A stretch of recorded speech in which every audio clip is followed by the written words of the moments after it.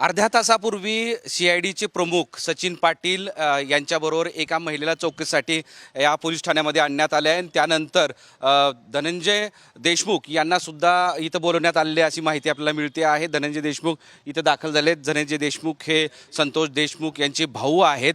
त्यांना आम्ही मध्ये जाताना विचारपूस केली. मात्र ते म्हणाले की मी इथं SP ना भेटण्यासाठी आलो आहे. मध्ये गेल्यानंतर चर्चा झाल्यानंतर बाहेर येऊन मी तुमच्याशी बोलेन. त्यामुळे नेमका तपशील काय हे अद्यापर्यंत समोर आलेलं नाही. मात्र या तपासाला अधिक वेग आलेला आहे. कारण गेल्या अर्ध्या तासांपासून इथं एका पाठोपाठ एक अशा गाड्या येत आहेत.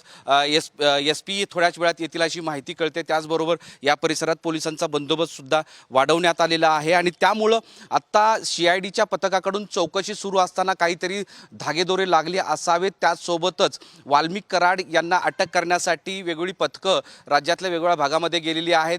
त्याला अटक केली जाऊ शकते अशी शक्यता आहे. आणि या अनुषंगानं आत्ता बीड शहर पोलीस ठाण्यामध्ये नेमकं काय खलबतं सुरू आहेत हे पाहणं महत्त्वाचं असणार आहे.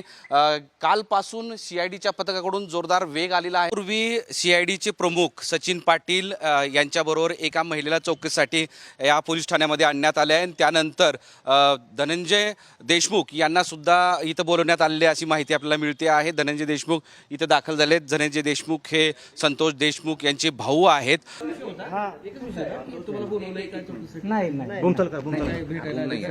दादा तुम्ही एक प्रश्न तुम्ही एक याचिका दाखल केली आहे संभाजीनगरच्या कोर्टामध्ये. ती नेमकी काय याचिका आणि कशासाठी केली एवढं फक्त 5 मिनिटं सर आम्हाला बोलून येऊ दे. त्यांना बोलू द्या.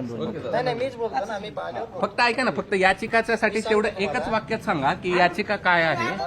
इथं तुम्हाला सगळ्याला बोलून जातो मी मला जाऊन.